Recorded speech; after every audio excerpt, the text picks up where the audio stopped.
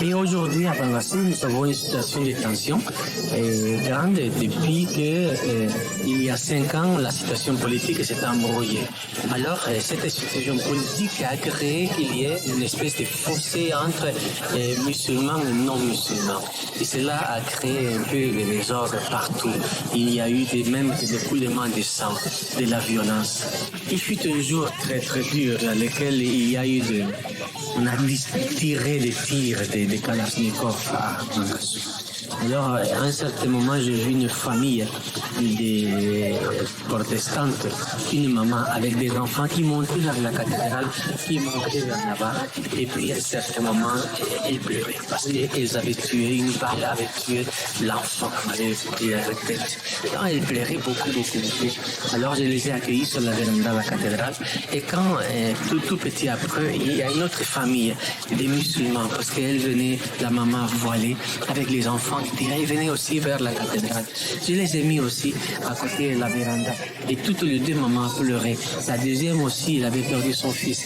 Alors, à un certain moment, je me suis aperçu que les deux mamans, protestantes et musulmanes, pleuraient pour la même raison.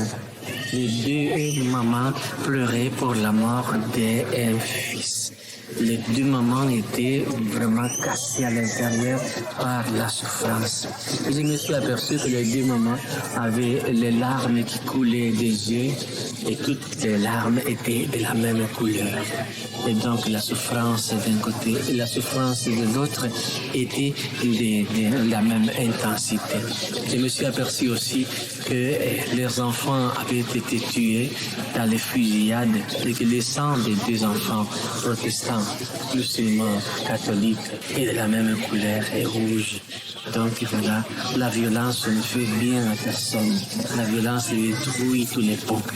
La violence détruit tout ce qu'on a réussi à surlever, à lever et à monter. Toute la population a souffert dans ces conflits.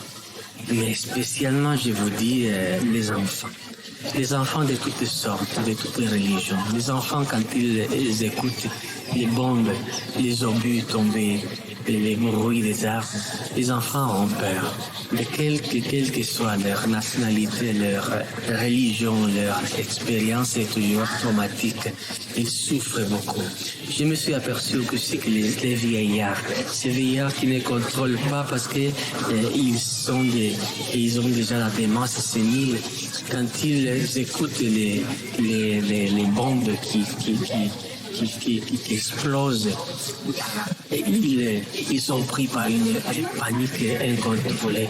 Beaucoup de fois, prendre un de ces vieillards et simplement le prendre comme la mère prend un enfant. Prendre ce bébé et l'acculer comme la maman fait avec elle. C'est une manière de l'apaiser. Maintenant, nous sommes dans un moment creux de violence et d'insécurité. Demain, ça sera différent. Demain, ça va changer. Ne perdons jamais l'espoir. Ne perdons l'espoir. Et quand on perd l'espoir, qu'est-ce que ça reste? Reste l'espoir et récupérer encore l'espoir. Donc l'espoir que demain sera mieux qu'aujourd'hui.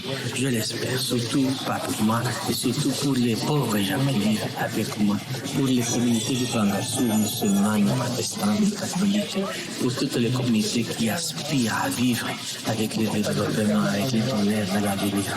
Pour ceux que je demande la paix, je souhaite la paix.